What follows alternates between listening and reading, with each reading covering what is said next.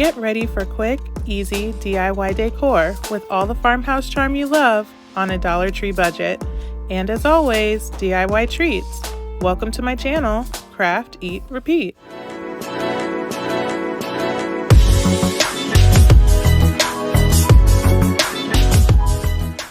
Hi guys, my name is Aneka and welcome to my channel, Craft, Eat, Repeat. So today I have some farmhouse bathroom decor ideas for you that I really enjoyed making, but the thing I love the most about them is I made them with the intention of going into a bathroom, but really you could use them in any room of your house with a few tweaks here or there. They could just be some beautiful farmhouse decor that you could have in any room of your house. So I really hope that you enjoy them.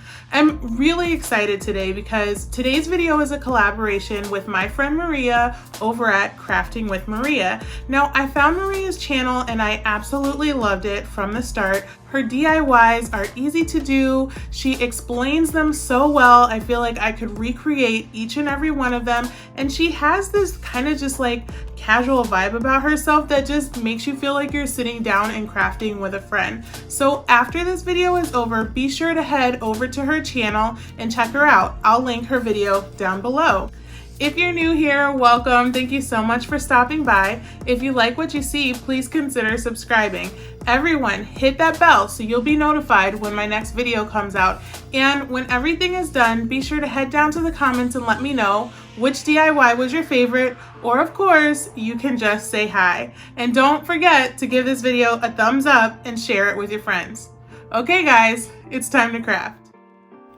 So for my first DIY, I wanted to use this planter that I had left over, but I wanted to age it up a little bit. So I found this technique that I wanted to try using vinegar in order to just distress it, age it up, and give it a little bit of rust. So I got a bucket and I covered it completely with a towel and I soaked the towel in some vinegar. Now, I just had to use the vinegar that I had on hand. If I had a little bit more, I think I would have soaked it more. However, you know, this was an experiment. I just wanted to see how it worked out. So I covered it completely with the cloth and soaked it once more in vinegar. And I did turn it over and add a little more vinegar once while it was soaking. Now, I like things a little bit distressed, but I don't like too much rust, or my personal preference is just a little bit distressed. So I left mine for about 5 hours, and you can leave yours for 24 hours and get even more of an effect than I did, but this worked out perfectly.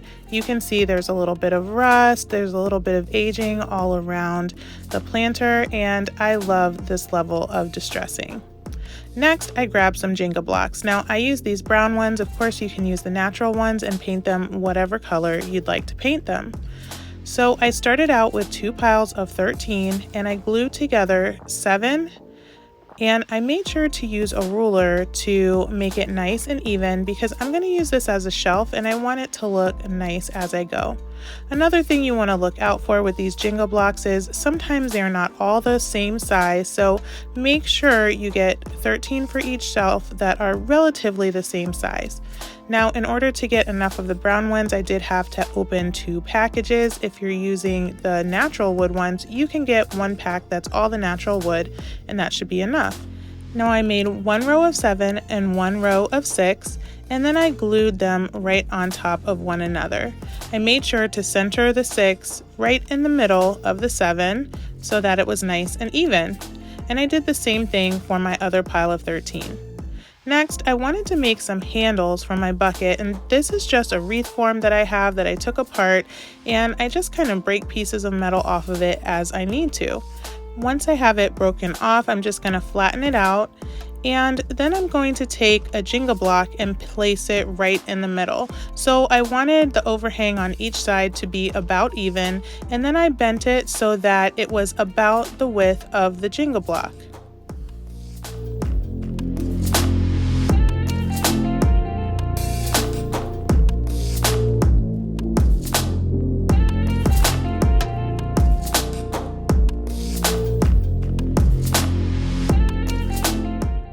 I bent up the tips just a little bit to make it easier for me to glue it on, and then I needed to make sure that I could glue it onto my planter. So I just put a little bend in it so that it would fit around that curved shape a little more easily. Next, I just used a dab of hot glue to attach my tumbling tower block. Now guys, just remember, for all of my DIYs, I do use hot glue just to make it easier for me to put things together, but you might want to use a more heavy-duty glue like Gorilla Glue or E6000 to make sure your projects stay together nicely. So now that all that was completed, I'm ready to take my shelves and just glue them right into my planter. Make sure that when you do this, you get it nice and even. If you have a tiny little level, that would be nice to use, because if you're using this as a shelf, you don't want your things to be sideways or slide this way or that. I put the second shelf in, and then I just used a little bit of glue to attach my handles. And that was all there was to this DIY. I love the aged look of it. I just love how it came out. Now this is really small. You're not going to fit a lot of bathroom decor on it, but just as a little piece of visual interest to put in your bathroom right next to your sink, I think it's gorgeous.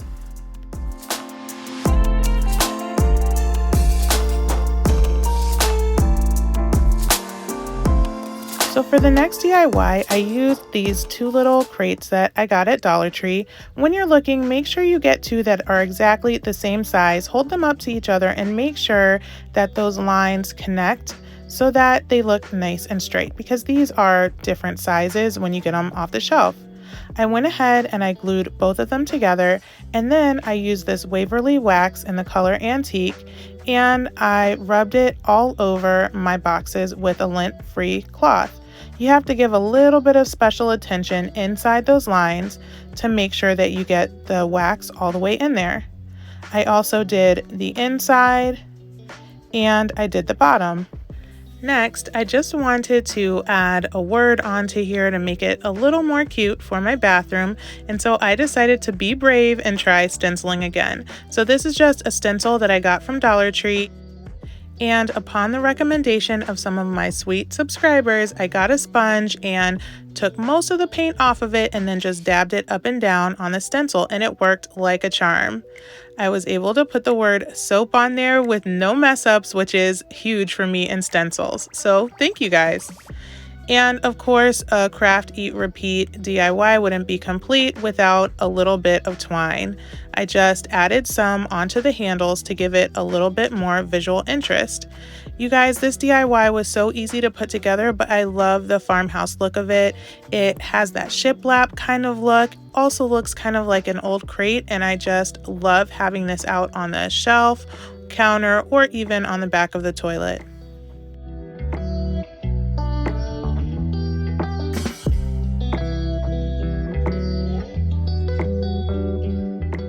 For this next DIY, I wasn't quite sure how this was going to look when I was done. I just kind of had an idea in my head.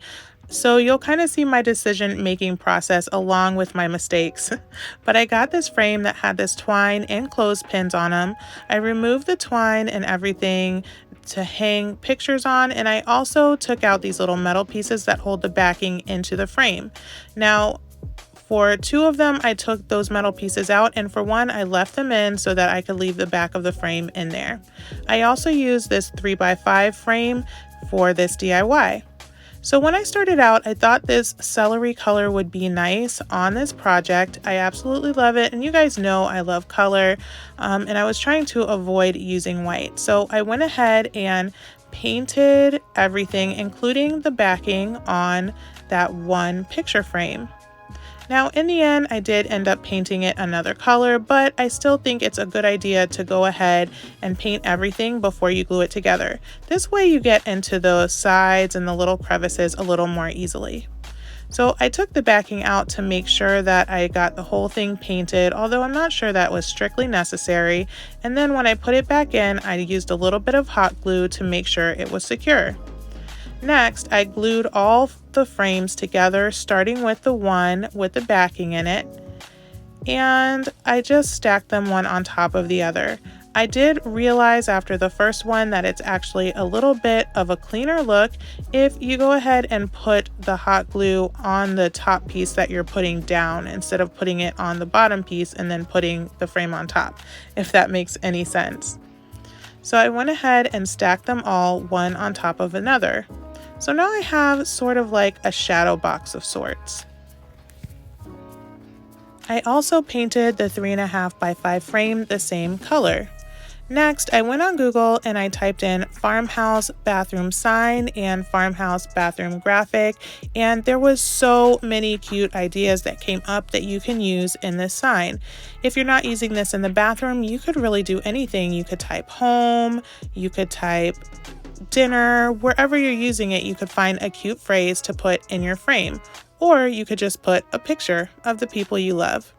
So I went ahead and I cut that out so that it would fit into my frame. I put the glass down, then I put my printout, then I put the backing that I took out of the frame, and lastly, I put the back of the frame. Now, in order to get this to look a little more farmhouse, I just roughed it up a little bit with my sanding sponge, and I did the same thing to the large frames all the way along the outside. I took off the stand for the frame, but you could leave that on if you think you might want to take this DIY apart at some point and use this frame as a frame in the future. Next, I took some of my tumbling tower cubes and I glued them on all 4 sides of my frame.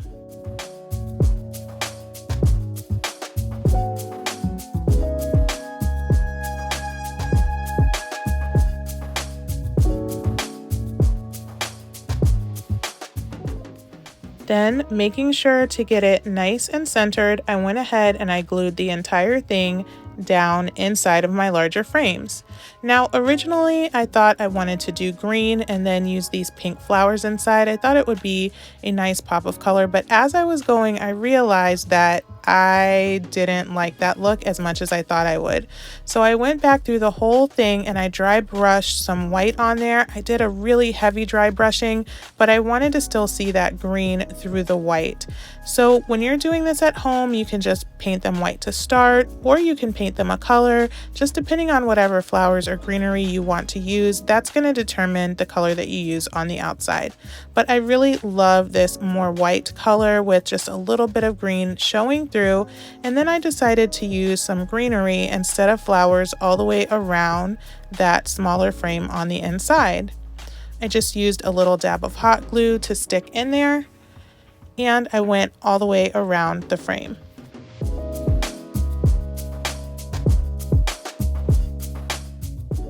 Then, just to give a little bit of variation with the greenery, I used these smaller leaves that I also had on hand. They have a little bit of white in them, which I thought looked nice with the green and white on the frames.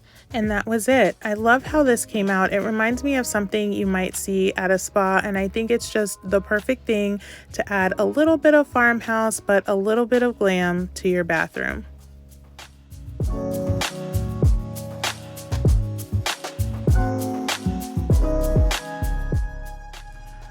Okay, so I really loved how simple all of those DIYs were, but I have to say that that frame is my absolute favorite. I love the greenery. I love how it kind of looks like shiplap.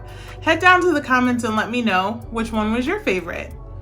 So my firstborn has a birthday coming up soon, and we can't have a lot of family and friends over like we normally would, but we wanted to make the day special for her. So I've been whipping up lots of little treats and dips and all kinds of things to just have around the house to make the day feel a little more special. So in the next few DIY videos you'll see a lot of party food, super delicious, and hopefully you'll like it. So it's time to eat. So this quick, easy dip starts out with 2 cans of Fiesta corn, and then I'm going to use equal parts mayonnaise and sour cream. Now the recipe calls for a cup of each. We like ours a little more corny than saucy, if that makes sense, so I use a little bit less. As long as you use equal parts, it's fine. We're going to add some green chilies. You can add jalapenos, but I'm leaving them out for my kids. Some green onions, and then I'm going to add this pack of Mexican cheese. And after all of that is in your bowl, you're just going to mix it all together. And then you're going to put it in the refrigerator and let all of those flavors meld together.